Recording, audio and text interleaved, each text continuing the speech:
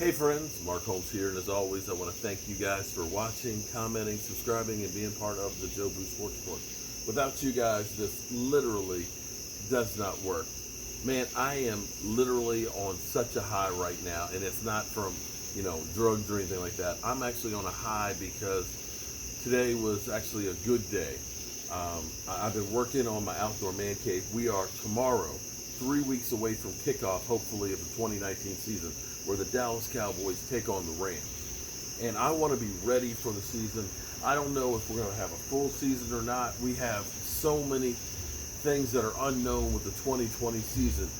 Whatever games we have, I want to be ready, and I want to make sure that we make it a great experience as much as possible for everybody. So I've been working on my outdoor man cave here, so figuring, as Jerry Jones said yesterday, you think of the outdoors and space, that's where it's safe. So if we open up the doors and the ceiling and stuff, everybody's going to be safe. Well, I hope that's the case, because I want everybody who goes to see the Cowboy to be safe.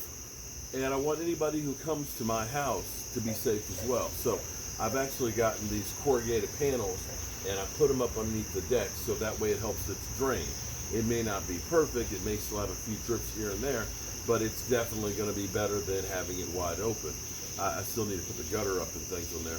And I got one of the ceiling fans in there. I'm going to put a second one. But it's definitely helped as far as the viewing of the television goes, because it's taken out some of the glare with the extra, way I've built it down and stuff. And make it some screens to go in there, so that way we can really see this. And, I can easily put, a couple of people here, a couple people there, and there, we could have 8 people here watching the game and all be socially distanced and hopefully have a great experience, and we'll be live streaming it to you guys. But what I'm really high about is having E2 over. I'm trying to remember the last time we did a video together. It's been probably since the end of the season, some 8 months ago. And having him here for 2 hours, and we're just sitting out here cutting up and talking about the Cowboys and things, that really felt good. And it was nice because we had a lot of fans that we hadn't seen in a while. I saw, Joseph Heatherly hadn't been in here for a while. Derek Gimsley, haven't seen him for a while. Zeppelin fan. And too many people to name. But we are beginning to see some of our regulars who haven't been here because of, being the off season and dealing with life. And it's nice to start seeing all you great fans.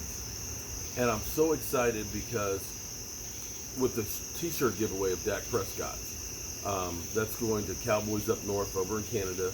Shout out to you. Appreciate all the super chats and everybody who super chatted.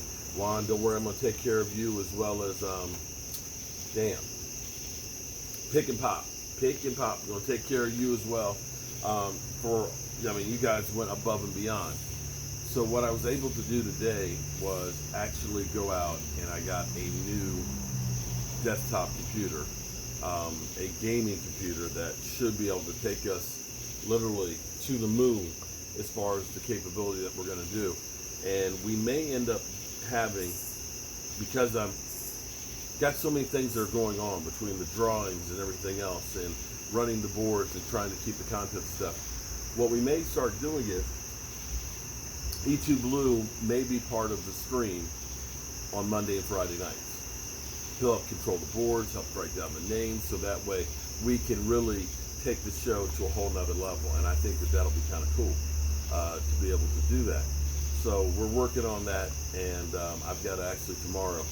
I was so busy trying to get this together and spending time with E2 Blue that I didn't really have a chance to really even start setting up the computer.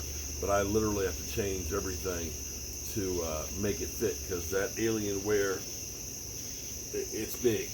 I've got a laptop right now that's on the set. Now I've got this big, desktop to go in here. But I'm not complaining. I'm happy as can be that we can do it. And hope that I can bring you the best show on YouTube. So, today was an interesting day for the Dallas Cowboys. No practice. We're not talking about practice today at all. There was no practice. With the new directives for this season. You can't have more than 3 practices, 3 days in a row. And today is the day the Cowboys have off. Tomorrow they should be back on the field. And chance for the players to heal a little bit because they're still getting in shape. We've been hearing that Lyle Collins actually showed up at camp not in great shape and is working on conditioning. We know that Tyron Smith has a tight hamstring. And there's going to be nagging injuries because we're literally going from 0 to 60 right now. And the team is trying to make sure that hopefully we don't have any long-term issues for as much as possible. And hopefully there won't be.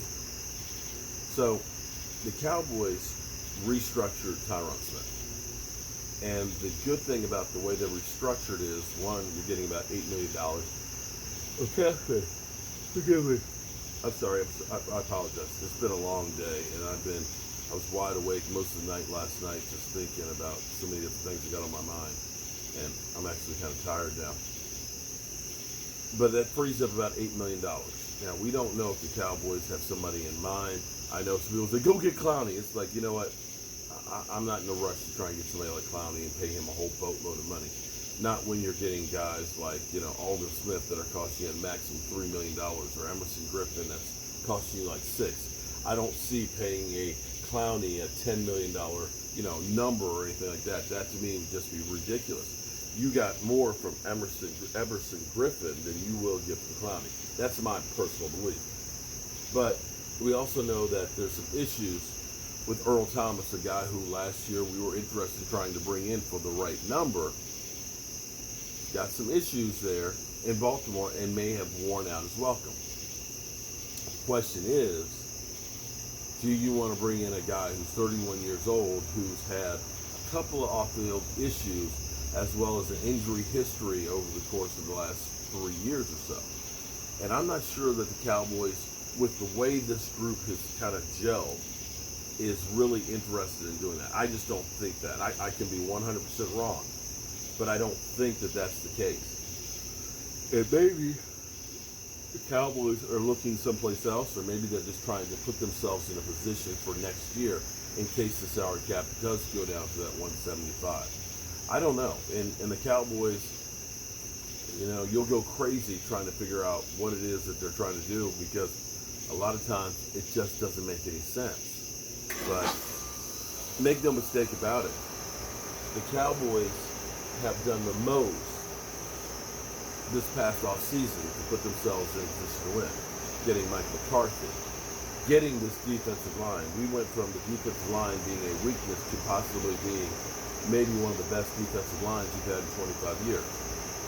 Getting a standout wide receiver who seems to be humble, but also really, really good. Getting a good backup quarterback, getting a good kicker. And across the board, you can look at this and say, team is really loaded. And more than anything else, hopefully adding a coaching staff that can get the most out of these guys. And I feel like, sitting here talking with YouTube Blue, off camera, it's like, I don't want to say this, but I feel really good about this team because, we always feel that every off season. And they end up disappointing us. And I don't want to have that feeling that I put those expectations up here and they're here and we feel disappointed. I want to see what's going to happen on the field. But I can't help but think when I look at CeeDee Lamb versus what I see from some of the other rookies out there and feel good.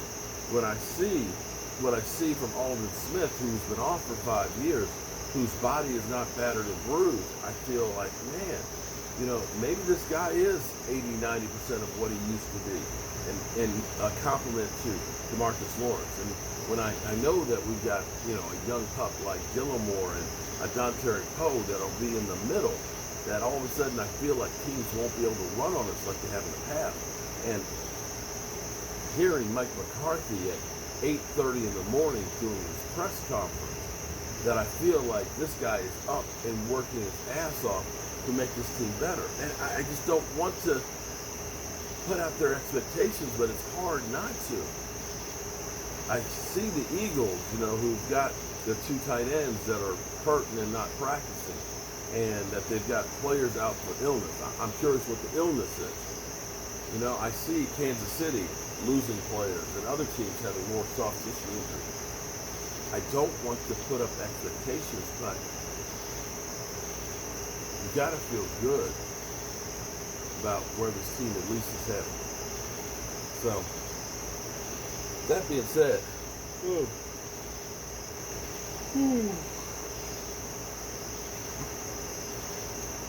you can see I'm tired, boss. I'm real tired. But today was a good day. And God willing, I'll be here tomorrow. All right, y'all. Peace out. Be safe out there. And thank you.